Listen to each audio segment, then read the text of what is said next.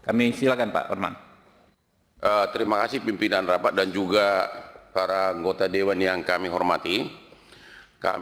Saya hadir di sini dengan ibunya Raditya, Ibu Makiati, yang sedang diadili dalam tuduhan pembunuhan. Dan tim kuasa hukumnya dari Lombok juga hadir di sini yang pakai topi. Okay. Yang sebelah kiri saya ini adalah tim kuasa hukum dari Batam yang untuk Pandi, tapi ibunya lagi OTW ke sini. Ya. Yang pertama dulu, yang kami sudah kasih ringkasan itu yang khusus pembunuhan di Lombok. Jadi inti kasusnya adalah tidak sama sekali tidak bisa diterima nalar hukum.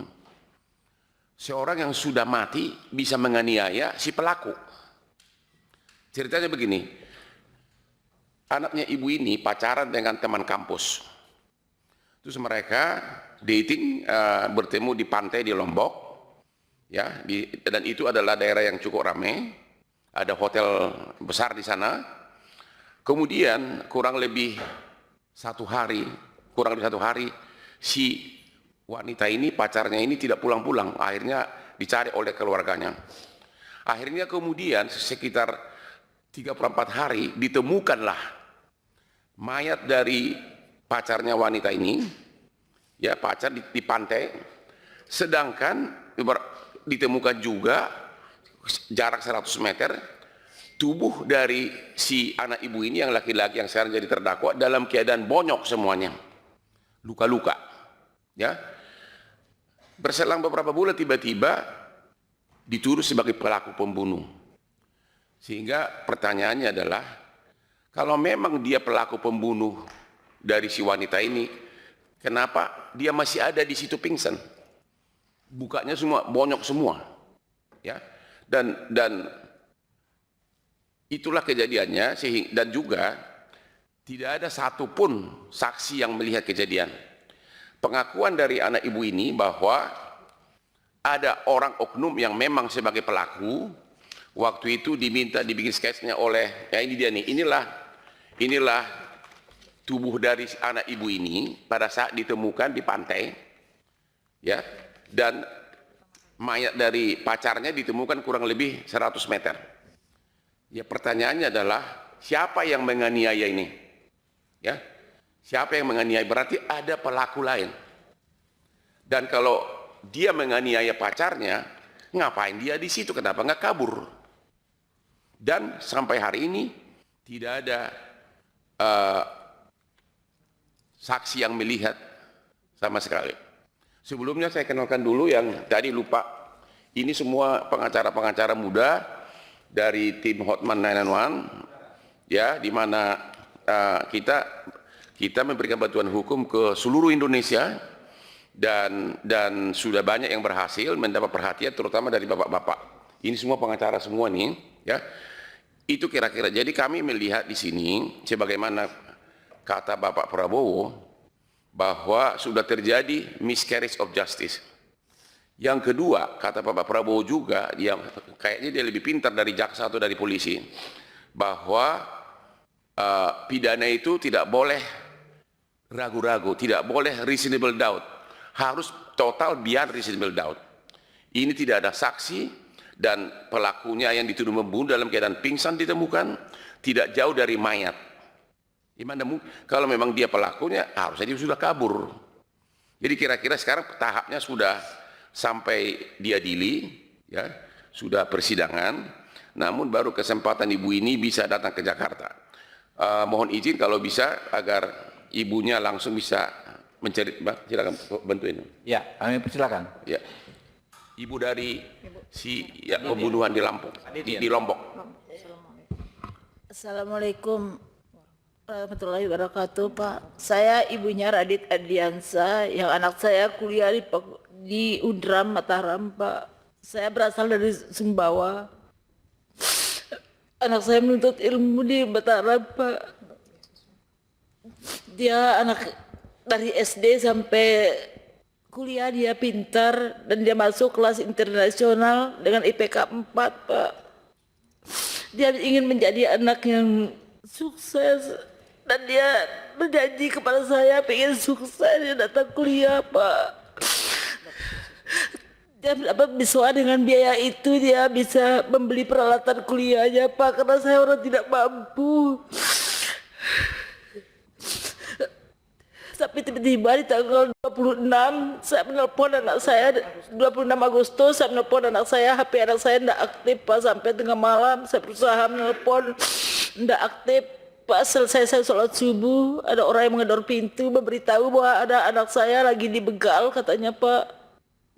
Makanya saya dari tanggal 28 Agustus saya berangkat ke Mataram Pak, menemui anak saya di rumah sakit Provinsi Mataram Pak. Sampai saat ini saya tidak pernah pulang ke Sumbawa Pak, tetap menemani anak saya. Tapi di malam itu, pas tanggal 19 malam, bulan 9 September, Pak Kanit datang bersama rekan-rekannya membawa anak saya dan berkata anak saya akan dilindungi katanya Pak. Kenapa dilindungi, kenapa harus anak saya dibawa? Saya bilang, ya saya mau bawa ke KLU Bu. Dia bilang, akhirnya saya bilang kalau memang begitu anak saya diamankan Pak, saya pengen ikut, saya gitu harus ikut temani anak saya. Setelah perjalanan ke KLU Pak, anak saya dikatakan, Radit mengaku sudah mamamu. Saya bilang,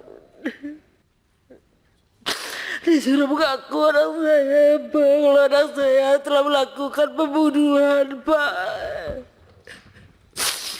Tapi saya bilang sama anak saya, jangan bilang apa-apa, anak kamu betul kamu melakukan itu. Saya bilang, anak saya gak bentar Pak, bersumpah demi Allah Mama. Dia bilang, saya berani bersumpah atas nama Allah, dibilang sekarang dicabut nyawa saya sama Allah kalau saya melakukan, katanya Radit Pak.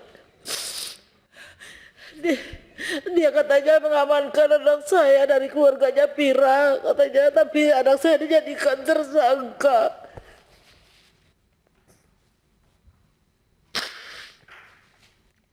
Keesokan harinya apa di sana di BAP anak saya, dan saya disuruh ke dalam bersembunyi supaya jangan saya melihat anak saya yang lagi dibergol dan memakai baju yang oranye Pak. Anak saya tidak didampingi pengacara. Anak saya malam itu tidak ada satupun pengacara yang mendampingi anak saya. Saya minta tolong tapi tidak ada yang datang membantu anak saya Pak. Besoknya baru pengacaranya datang mendampingi anak saya, tapi dengan alasan minta pengurangan. Dibilang pengurangan apa? Saya bilang begitu. Sampai detik ini saya seorang ibu, batin saya mengatakan anak saya tidak pernah, tidak bisa melakukan hal seperti itu sampai detik ini. Karena Radit ini dari kecil, dari SD belum pernah ada guru yang mengasih saya laporan kalau Radit pernah ada masalah sama temannya sampai SMA Pak. Belum ada. Radit ini anaknya sangat patuh. Radit sudah menyampaikan ciri-ciri pelaku. Radit sudah menyampaikan ciri-ciri pelakunya Pak. Kenapa mereka itu tidak berusaha untuk sketsa wajahnya?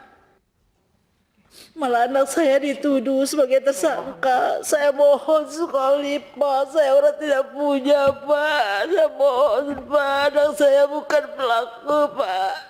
Sampai detik ini batin saya mengatakan Radit bukan pelaku Pak. Saya ada punya biaya untuk kuliahkan anak saya, pengen sukses anak saya Pak. Tapi dinyatakan anak saya tersangka. Saya berjanji ke Radit, Mama tidak akan pulang ke Sumbawa. Mama tetap berada di tembok penjara atau dimanapun kamu berada. Saya bilang, saya tetap menemani kamu. Yang penting kamu harus tetap kuat hadapi ini. Saya bilang, saya mohon Pak, saya mohon sekali Pak.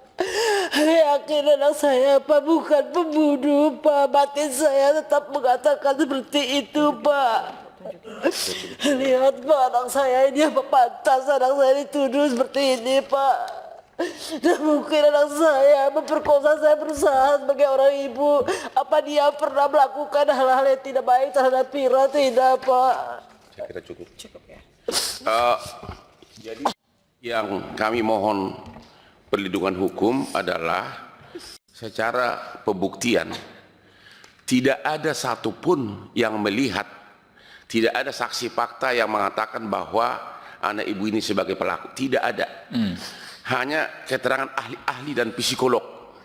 Itu satu. Jadi sesuai dengan kata presiden kita, beyond reasonable doubt itu benar-benar jauh dari itu. Yang kedua, kalau anaknya sebagai pelaku dalam keadaan bonyok, bahkan waktu ditemukan dipapah dibawa ke puskesmas dalam keadaan seperti ini, dan mayat pacarnya kurang lebih 100 meter. Kalau memang dia pelaku, ya tentu dia udah kabur. Tapi waktu ditemukan pun dalam keadaan pingsan begini, dipapah ke puskesmas.